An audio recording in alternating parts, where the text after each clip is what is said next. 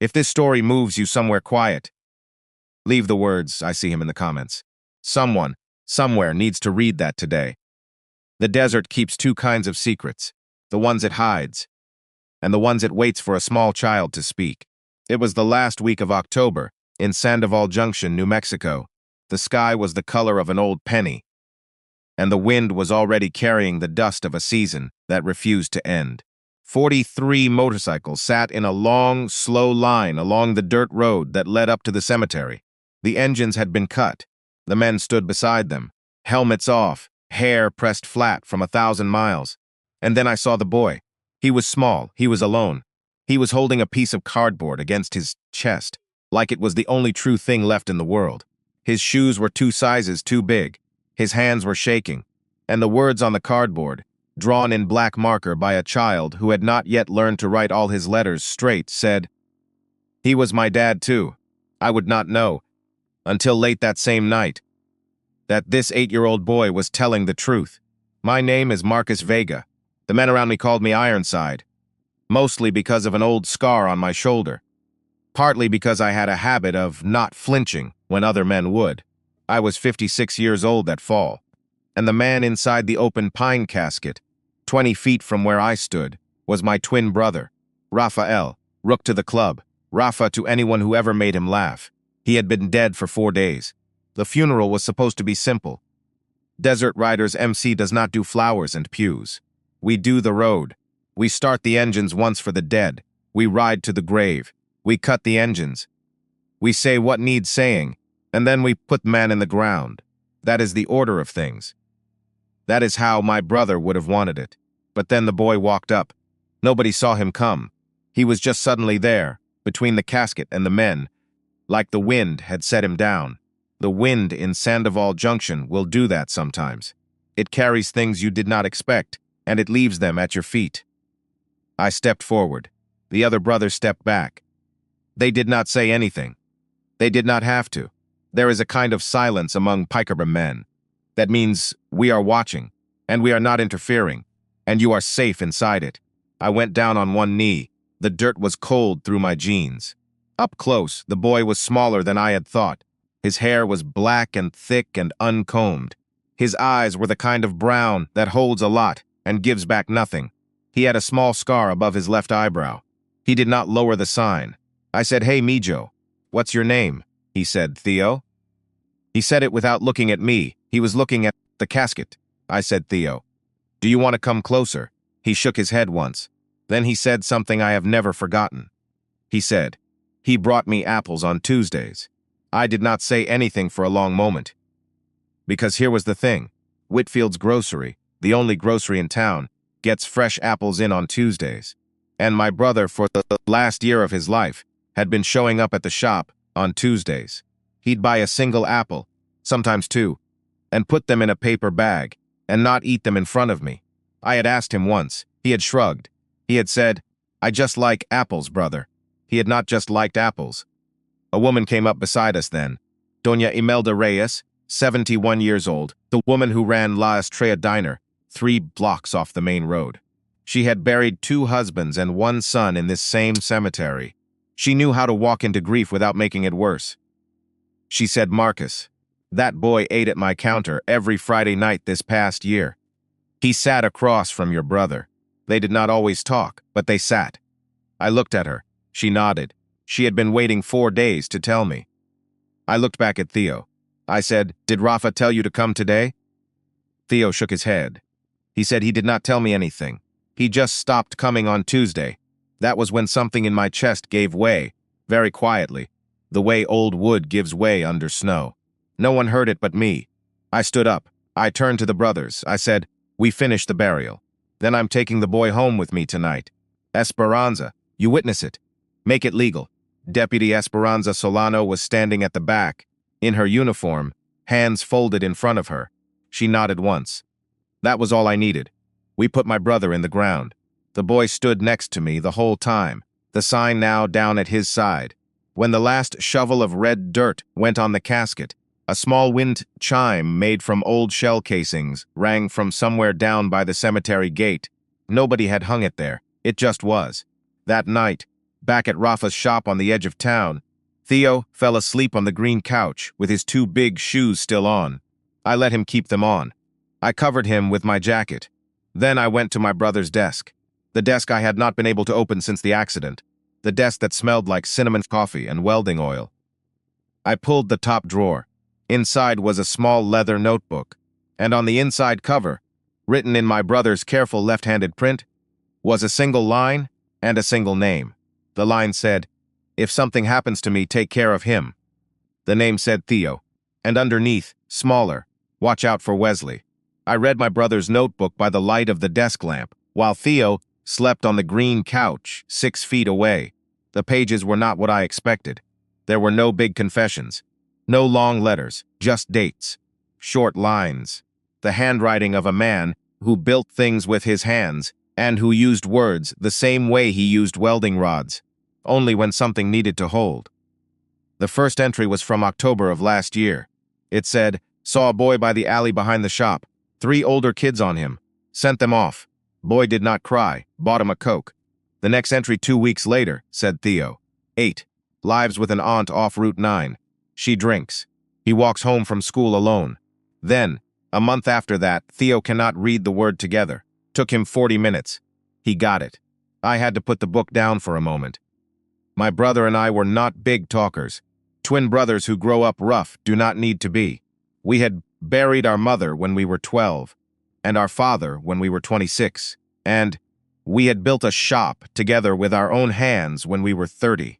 He had stayed in Sandoval. I had ridden off and come back. He had welded. I had ridden.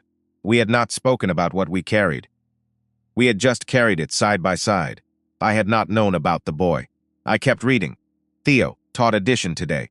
He counted on his fingers, smiled twice. Theo slept at the shop Friday. Aunt forgot to come home. Called CPS. No one came. Theo asked me if his dad is in heaven. I said I don't know, but he's somewhere good. He asked if you can visit somewhere good. I said only when it's your turn. Theo said, "Today I am the only person who says his name right." I put my hand over my eyes for a moment, just one hand, just for a moment. Then I took it down. There was work ahead, and a boy on the couch, and I did not have the luxury of falling apart. I kept reading. The last entry was dated 4 days before the accident. It said, "If something happens to me, Theo knows the man. Theo knows the truck." That was the last line my brother ever wrote. I sat there for a long time. The shop was quiet. Outside, the wind was moving sand against the metal door. A sound I had heard 1,000 nights of my life. It sounded different now. I closed the notebook. I set it gently on the desk. I went to the couch and stood looking at the boy. He was breathing slow and steady. His mouth was a little open. There was a small smear of red dirt on his cheek from the cemetery. I did not wipe it off. I do not know why. In the morning, I made coffee. The kind my brother had made every morning of his life. Black coffee with a pinch of cinnamon stirred in. Our mother had done it that way. He had never stopped. Theo woke up and sat at the workbench, in his 2 big shoes. He looked at the coffee pot. He said, "Tio Rafa made it like that." I said, "I know." He said, "Are you going to make it like that?" I said, "Every morning, Mijo, if you want." He nodded. After a while, he said, "Can you teach me to weld?" I looked at him. I said, "How much did my brother teach you?" He said, "He showed me how to hold the rod." He said, "I had to be 11 before he let me strike an arc." He said it was the law of the shop. I almost smiled. That was a Rafa rule. We had grown up under the same rule from our own father. I said, "Then the law of the shop stands. I will teach you to hold the rod. We will wait on the arc." He nodded again. He took the rod when I gave it to him. He held it the way my brother had shown him. His small hands were steady, not perfect, but steady. While he held the rod, I heard a knock at the front of the shop. It was Deputy Esperanza. She had a folder under her arm and a look on her face I had seen before. The look of a woman about to say something she had already decided was true. She sat down at the workbench. Theo did not move. He kept holding the rod, watching her. She said, "Marcus, the accident report on your brother." I waited. She said, "There are no skid marks." Not one. A man in a working pickup truck on a road he drove every day of his life. He did not brake. Not even a foot of brake, I said. So he was hit. She said he was hit. From behind. by something heavier. The paint scrape on his tailgate is white. The truck has not been found. The room was very still, I said Theo. He looked up. I said, on the night Tio Rafa did not come home. Did you see something? He nodded once. Just once. I said, can you tell me what? His voice was small. He said, bankman. White truck. I said, bankman. He said, the man from the bank. The one who smiles. The truck was white. It had a dent on the back door. By the handle. I looked at Esperanza. She had stopped writing. I stood up slowly. I walked to the front window of the shop. Across the wide main street, at the only stoplight in Sandoval Junction, sat the First Sandoval Bank. Glass front, American flag. A man in a white shirt was just then unlocking the front door, getting ready for a Tuesday morning. I had passed that building 1,000 times. I had never once looked at it properly. I looked at it now. I did not go to the bank that day. I am not a man who walks into a room before I know what is in it. Instead, I took Theo out of town. We rode together in the old shop truck. The bike could wait. A boy on his second day with you does not need a motorcycle. He needs a window and a long road and a man who does not ask too many questions. We drove northeast, out past the last gas station, out where the road turns to washboard and the cottonwoods give up and the only thing left is rock and yucca and the long red shoulder of Cerro Manso, the mountain that sits over Sandoval Junction, the way a tired man sits in his own kitchen. I parked at the foot of the climb. We walked up. He kept up better than I expected. His shoes were still too big, but he had learned to walk in them. Children learn that kind of thing fast. Halfway up, he stopped and said, "Why are we here?" I said, "Because sometimes when you cannot see a thing, you have to go up high and look down at it." He thought about that. He kept walking. At the top, there is a flat stone the size of a kitchen table. My brother and I used to come here when we were boys. Our mother had been gone a year. Our father had started drinking. We had not had words for any of it. We had just climbed the mountain and sat on the rock and waited for the wind to do the talking. I sat down on the rock. Theo sat down next to me.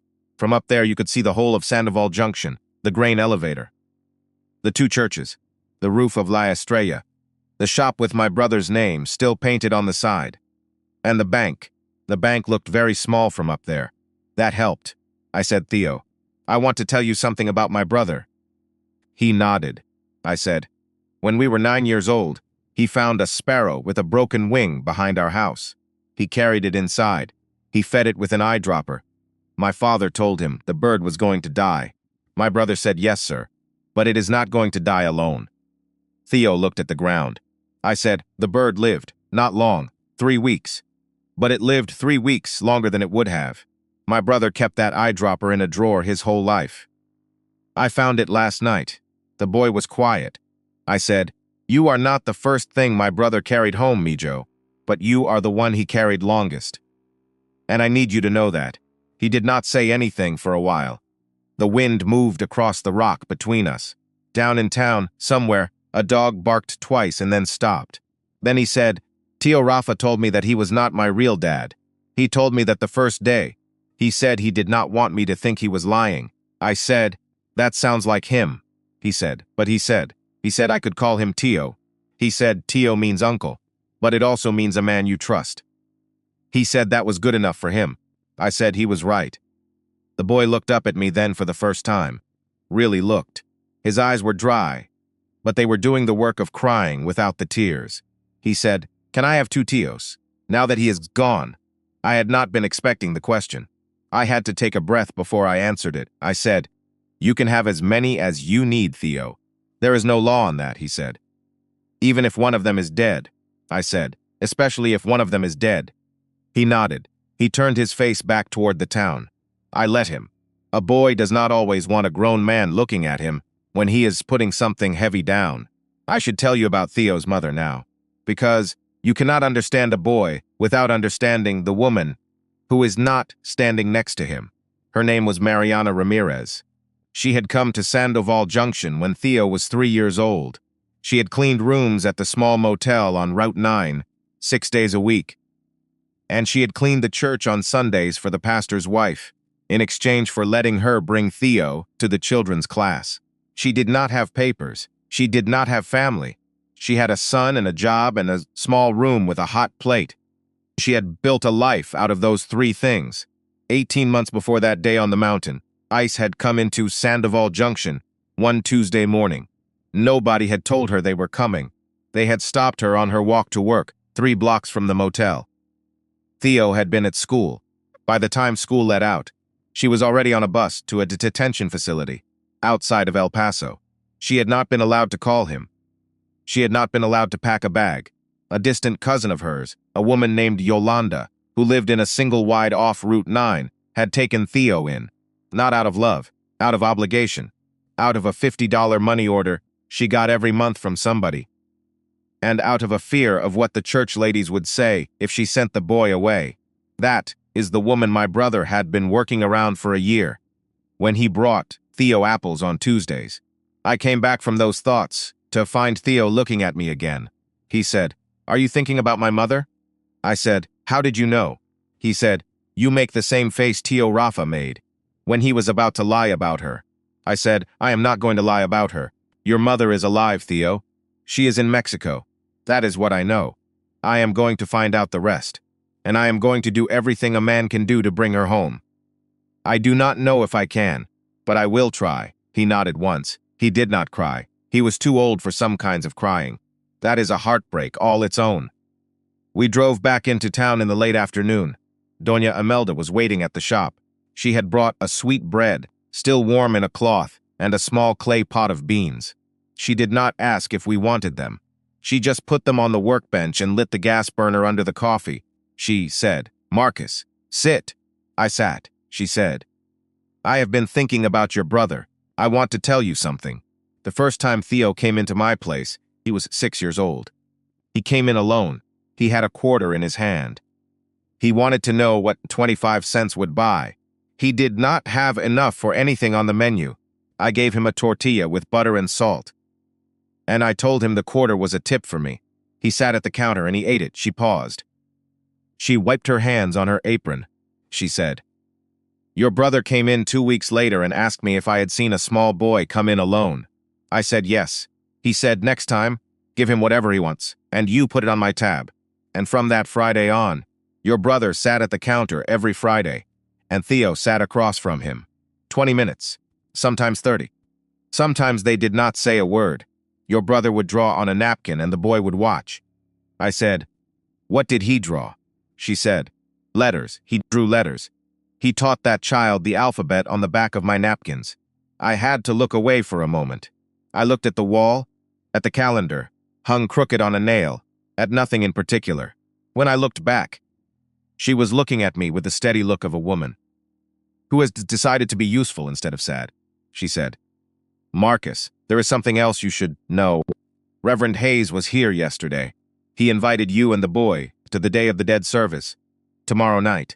He said it would be good for Theo to see his uncle remembered. He said Wesley Calloway is paying for the candles." The shop went quiet. The coffee was bubbling on the burner. The wind chime by the door rang once. I said, "Wesley Calloway is paying for the candles." She nodded slowly. She said, "He pays for a great many things, that man." I looked across to the shop at the desk drawer. The notebook was still inside. The line was still there in my brother's hand. "Watch out for Wesley."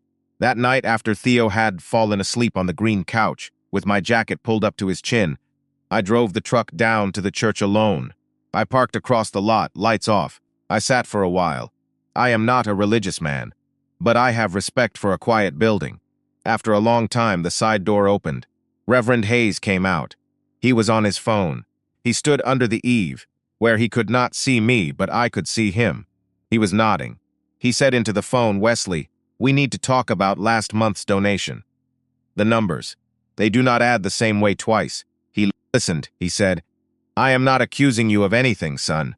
I am only saying the books should be clean. For the church. For everyone." He listened again, longer this time. Then he said, very quietly, "All right, tomorrow. But Wesley, I have to ask. The boy at the funeral, whose boy was that?" He listened. He hung up. He stood there a long time, looking out at the parking lot, before he went back inside. I drove back to the shop. Slow, no hurry. The shop lights were on. I had left them off. The front door was unlocked. I had locked it. Inside, on the workbench, was a folded piece of paper. The corner of it was held down by the wind chime, which someone had taken from the door, and laid there carefully, on purpose. I picked up the paper. I unfolded it. It said, in a neat printed hand, "Bring the boy to the bank tomorrow. We can settle this clean. No need for anyone else to get hurt." I walked very fast to the couch. Theo was not on the couch. I did not yell his name. I have learned, over a long life, that when a child has gone missing inside a small space, the worst thing a man can do is fill the room with his fear. A child hides because a child is afraid. A child does not come out for more fear. I stood in the middle of the shop. I made my breathing slow. I listened. I heard a small sound. A scrape from above. The shop has a loft. Just a wooden platform my brother had built years ago. For storage. There is a ladder against the wall. I walked to the ladder. I climbed it slow. I did not look up until I was at the top. He was curled up behind a stack of old tarps. His knees were against his chest. His eyes were open and dry. I sat down on the edge of the loft, my legs hanging over. I did not look at him directly. I looked out the small loft window at the yard. I said, "The wind got loud." He said, "Yeah." I said, "I do not like it loud either." He said, "There was a sound by the door, like a man." I said, "There was a man. He is gone now." He said, "Did he see me?" I said, "No, Mijo. He did not see you. You did the right thing. You went high. That is what you do." He was quiet for a while. Then he said, "Are we in trouble?" I said, "We are in something. We will be all right. But I am going to need you to be brave a little while longer. Can you be brave a little while longer?" He nodded. I helped him down the ladder. I made him toast and warmed the beans from Doña Imelda.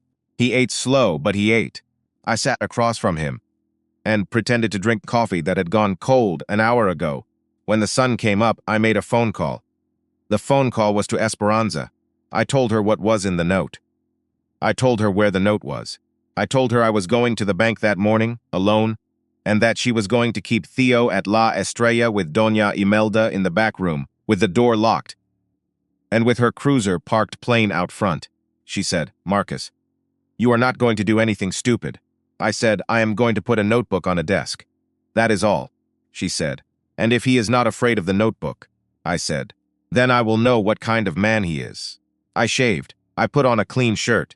I put my brother's red bandana, the one with the small white M on the corner, around my left wrist. Not as a flag, as a witness. I drove down to the bank at 9:15. Inside, the bank smelled like new carpet and printer toner, the kind of smell a place puts on to cover the smell of what it actually does. There were 3 teller windows. 2 of them were empty. The third was a young woman who looked at me the way young women in small towns look at biker men in clean shirts, with caution and a small amount of curiosity and a great deal of hope that I was there about a car loan and nothing else. I asked to see Mr. Calloway. She picked up the phone. She said a few quiet words. She hung up. She said, "He'll be right with you. Please have a seat." I did not sit.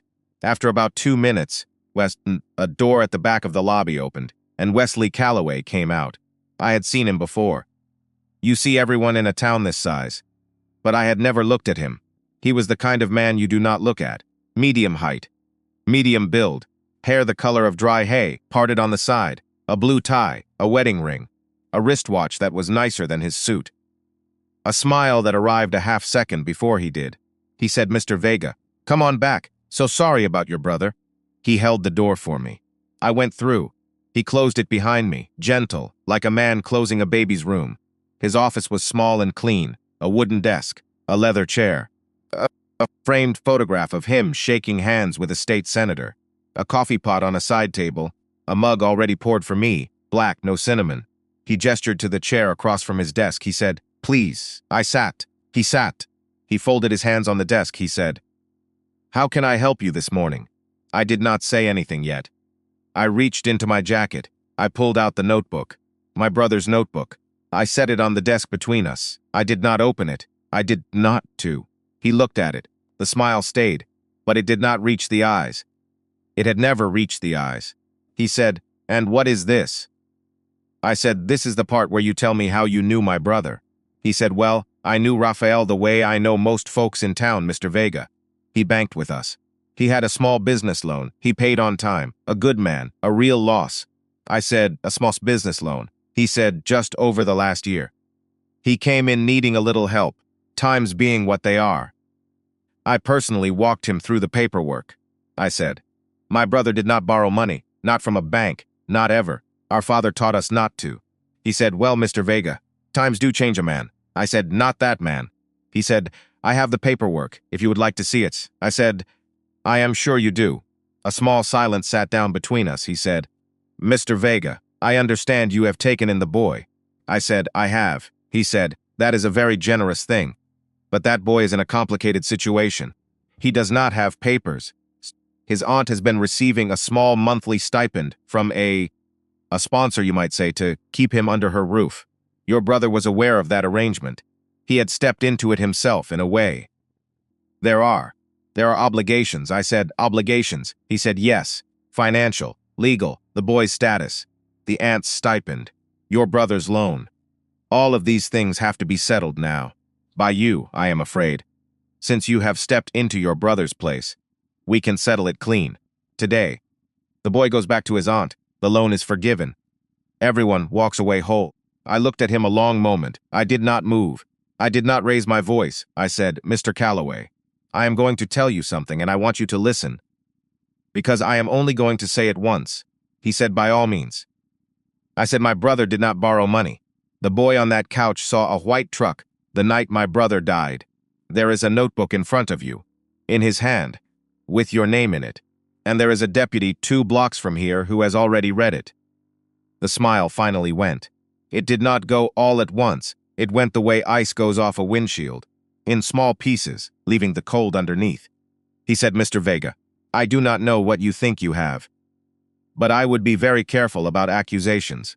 I said, I have not accused you of anything. I have only told you what is in front of you. I stood up. I left the notebook on the desk. He had not touched it. He had not asked to.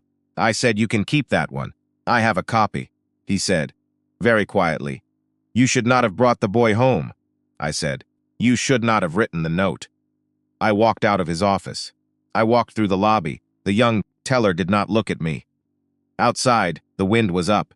I could hear the shell casing chime, all the way from the cemetery gate, ringing on its own. I drove straight to the sheriff's station. That evening, just after sundown, 3 black Suburbans pulled into the lot at La Estrella. Wesley Calloway got out of the lead vehicle. 2 men in dark suits got out behind him. One of them had a hand resting easy on his belt, just at the hip, the way a man does when he wants you to remember what is there. Wesley walked into the diner with a small, sad smile. He said to Doña Imelda, Ma'am, I am so sorry to bother you. There has been a misunderstanding. I just need to speak to the boy, just for a moment, to apologize. Doña Imelda was wiping down the counter. She did not look up. She said, he is sleeping, mister. He said, this will only take a moment. She said, I do not wake children, for men I do not know. He reached across the counter, gentle, and laid his hand on her wrist, the way a man lays a hand on a wrist to remind it that he could close around it. She did not pull her hand away. She looked up. She looked him in the eye. She said, take your hand off me. In my mother's house, in my house, no man does that twice. He smiled. He took his hand back. The 2 men in suits started to move toward the back of the diner. That was when the rumble started. It came from down the road, low at first, then climbing. Headlights swept across the front window of the diner. 6 motorcycles, then 8, then 12. The desert riders, every one of them I could call in 3 hours, rolling slow into the lot. Behind them, Esperanza's cruiser, lights off but unmistakable. Behind her, 2 more sheriff vehicles from the county. The 2 men in suits stopped where they were. Wesley turned around very slowly. He looked out the window. The smile came back to his face. But it had nowhere to go. Esperanza walked through the front door of La Estrella with her hat in her hand. She did not draw her sidearm. She did not need to. She said, Mr. Calloway, step away from the counter, please, he said, Deputy. I think there has been a misunderstanding, she said. There has been, for a long time. We are going to clear it up. She read him his rights, right there in the diner. slow and clear. The way you read a man his rights, when you want every booth to remember the words later. The two men in suits stood very still. One of them put both hands on the counter. The other looked at the floor. Wesley did not protest. He did not raise his voice. He did not ask for a lawyer right away. He just held out his wrists, almost politely, and let her put the cuffs on him. But here is the thing I will remember. He smiled the whole time. It was the smile of a man who had been smiling so long. He had forgotten how to take it off. It was the smile of a man who was already counting on something. A lawyer, a judge, a friend somewhere, a loophole. He was going to lose this particular afternoon, and he knew it. But he was already moving on to the next move in his head. Esperanza saw it. She did not match it. She just walked him out the door, into the back of her cruiser, and shut the door behind him, calm as closing a mailbox. The FBI came in the morning. 2 agents out of the El Paso field office, a woman named Garza and a younger man whose name I did not catch, walked into the bank with a warrant and walked out, 6 hours later, with 3 bankers' boxes and the contents of a wall safe. In that wall safe, in a brown leather ledger with no name on the cover, was a list. 14 names. 14 children. All of them young. All of them without papers. All of them with a dollar amount written next to the name, and a date and a destination. The last name on the list was Theo Ramirez. The date was 3 days from then. The number was $42,000.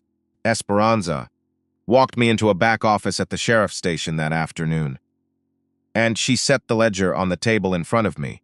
She did not say anything. She just opened it to the right page. I read the line. I read it again. I closed the book. I closed it very slow, the way a man closes a Bible after a funeral. She said, "Marcus, are you all right?" I said, "I am angry, Esperanza. I am angrier than I have been in 20 years. But I am all right," she said.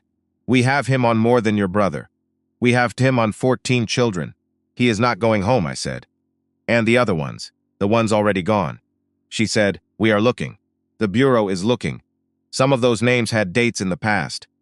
Those children are somewhere. We will find what we can find." I sat with that for a while. Then I said, "And my brother?" She said, "Vehicular manslaughter. The white pickup is in a barn outside Las Cruces. We pulled the paint match this morning. The man who was driving will be charged separately. Wesley arranged it. Wesley pays for it." I nodded. I stood up. I said, "I have to take a boy somewhere." I drove out to the cemetery in the late afternoon. The light was the long gold light you get the day before November in this country. The light that makes even the cheap headstones look like they were carved by someone who cared. Theo walked beside me. He had the red bandana in his hand. I had given it to him that morning. We stopped at the new grave. The dirt was still raw. The marker was a temporary wooden one. The real stone was being cut. Theo did not say anything. He knelt down. He laid the bandana on the dirt, very carefully, the way you lay a blanket on a child who is already asleep. I let him. After a moment, I knelt down too. I picked the bandana up. I shook the red dust off it. I folded it. I put it back into the boy's hand. I said, "He wants you to keep this, Mijo. He left it for you." He looked up at me. His eyes were full, but he was not crying. He said, "Where do I live now?" I had been waiting for him to ask. I said, "There is paperwork, Theo. A lot of paperwork. And it is going to be hard. Because of your mother. Because of how you came here. But Esperanza's helping. A lawyer in El Paso is helping. There is no fast answer. But if you want to, you can live with me. At the shop. In Tio Rafa's old room. We will fix it up. You can pick the paint." He did not answer right away. He put his small hand into mine. He did not squeeze. He just left it there. That was answer enough. It was Day of the Dead. The wind was quiet. Down by the gate of the cemetery, the shell casing chime rang once, and then it rang again, and then it stopped. For the first time in many years, 3 people came to visit my brother, and one of them did not stand any taller than the top of the headstone. 6 months passed. In the high desert, 6 months is not a small thing. The wind changes direction. The light comes back longer. The cottonwoods along the dry wash turn green again, the way they do every year. The way they did the year before my brother was born, and will do the year after I am buried. And that spring, For the first time in 11 years, the desert floor outside Sandoval Junction broke into bloom. Wild yellow daisies, mile after mile, all the way out to the foot of Cerro Manso. The old men at the diner said it was the rain. The old women said it was something else. Theo turned 9 in March. He grew 1.5 inches. The shoes I bought him at Christmas did not fit by May. I bought him another pair. He kept the old ones on a shelf in the shop. The 2 big sneakers from the funeral, laces tied together, dust still on them. He did not need to explain that to me. I did not ask. He started 4th grade at the small school out by the highway. The teacher called me, the first week, to say he was a quiet boy but a clever one, and that he was learning to write in a careful left hand, like his uncle, I told her. She did not understand the comment. That was all right. He started a notebook of his own, a small one, leather, the same kind my brother had kept. I do not know where he got it. He carried it in his back pocket. At night when he thought I was not looking, he would write in it for a few minutes. For a few minutes. Before he turned out the light. I read it once, only 1 page, while he slept. The page said, "Today Tio Marcus laughed at the radio. The dog at school did not bite me. Mama is still in Mexico. The lady at the office said maybe Christmas." The lady at the office is a lawyer in El Paso. Her name is Catalina Rivas. She has been working Mariana's case for free, in between her paying clients, because Esperanza asked her to. She tells me, every time we talk, that there are no guarantees. She also tells me, every time that there is a road. Sometimes a road is all a person can ask for. Wesley Calloway took a plea deal in February. 45 years. He will be an old man before he sees the outside of a federal facility, if he ever does. Some of the 14 children on his list have been found. Some have not. We do not talk about that part at the shop. The shell casing chime is still hung by the door. It still rings on its own sometimes, when no wind I can feel is moving. We sit on the porch in the evenings, Theo and I. He does his homework on a folding tray. I drink coffee with a pinch of cinnamon. The light goes long and gold across the yard. He asked me just last week, Tio Marcus, do you think Tio Rafa can see us now? I said he can, mijo. He always could. He nodded. He went back to his math. Family is not the name you are born with. It is the name someone chooses to write next to yours. If this story moved you somewhere quiet, share it with the person you call your family by choice. Not by blood, by choice. And tell them you see them.